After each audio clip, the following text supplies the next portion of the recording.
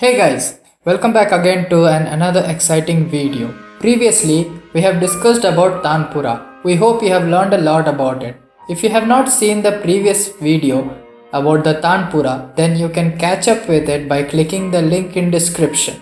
Let's get into today's video.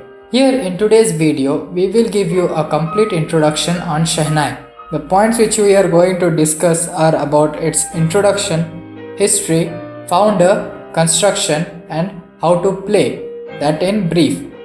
Therefore, before we begin, if you are new to this channel and like the content we post, then go and hit the subscribe button and push the bell icon so that you will be notified when we upload our next video.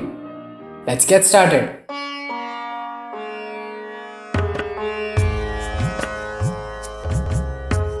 Well, as usual, let's start with the introduction. The Shehnai is a musical instrument originating from the Indian subcontinent.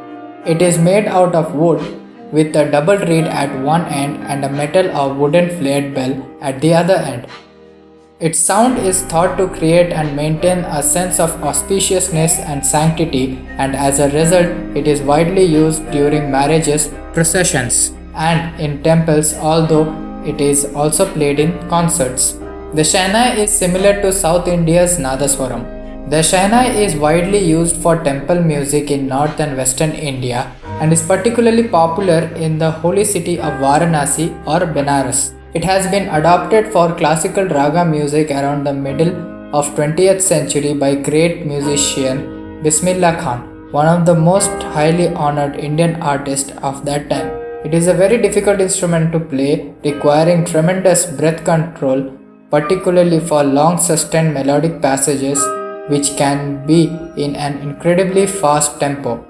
The Shehnai is usually accompanied by percussions, tabla or any of the folk drums of North India, but there is no Tanpura as the drone always provided by a second Shehnai. Many Shehnai ensembles use an instrument called Sur Shehnai instead of the Tanpura to keep the tonic. The Sur Shehnai is simply a Shehnai without any finger holes. The main solo Shehnai is often accompanied by one or two more Shehnais, which are played by relative or advanced students of the main soloist.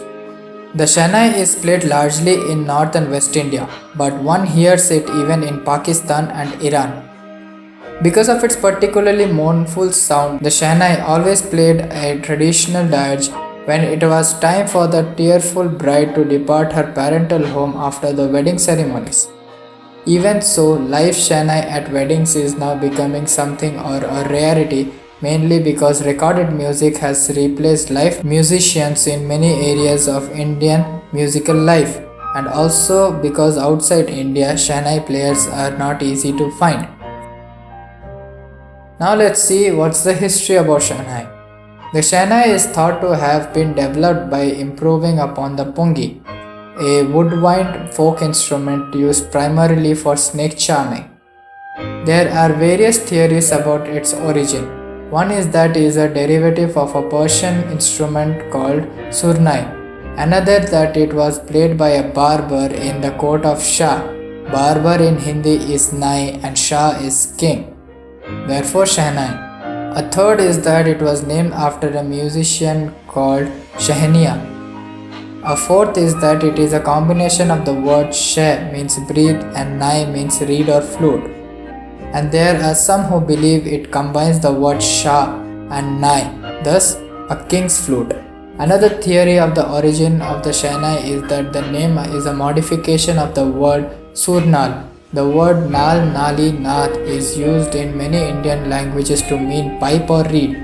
The word sur means tone or tune, musical note or simply music, and is used as a prefix to the names of many Indian instruments.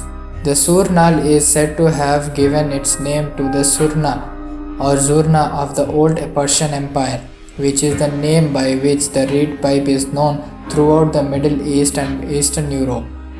Shehnai is usually played at traditional North Indian weddings and is associated with the brides leaving her parental home for her husband's house. Sometimes two Shehnais can be tied together, making it a double Shehnai, similar to the ancient Greek aulos. The counterparts to the Shehnai played in West India and coastal Karnataka are indigenous to the territory. Shehnai players are an integral part of the Goan, Konkani and temples along the western coast, and the players are called Vajantri and were allotted lands for services rendered to the temples. Next, let's see who is the founder of Shehnai. Shehnai is founded by Maestro Ustad Bismillah Khan.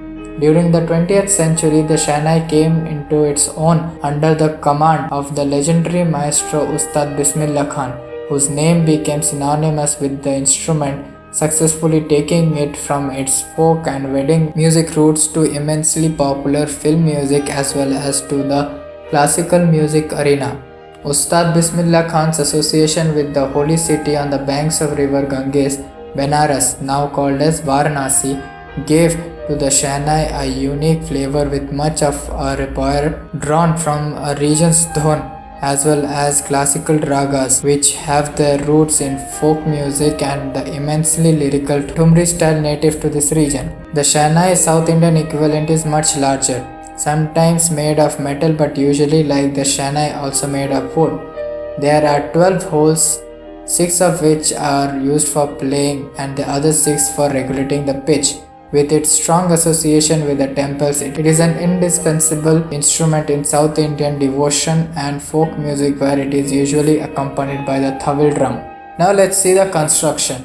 This tubular instrument gradually broadens towards the lower end. It usually has between 6 and 9 holes. It employs one of the set of quadruple reeds, making it a quadruple reed woodwind. To master the instrument, the musician must employ various and intricate embouchure and fingering techniques.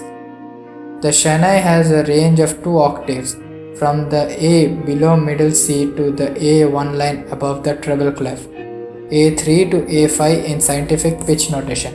A Shehnai is often but not always made with a body of wood or bamboo and a flat metal end. Now let's see how it is played.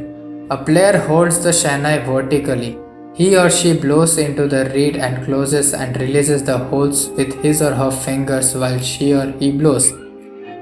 Semitones are produced by partially closing the holes with the fingers as well as by adjusting the blowing pressure in the pipe. Well, that was the complete introduction on Shehnai. We hope you have understood the concept. If you have any queries, then feel free to contact us. You'll find the contact details down in the description. If you have liked today's video, then don't forget to drop a like to the video and share it with your family and friends. To be notified when we upload the next video, go and hit the subscribe button and push the bell icon. You can follow us over Facebook and Instagram for more updates. Links are in description. Thanks for watching and we'll see you in the next video.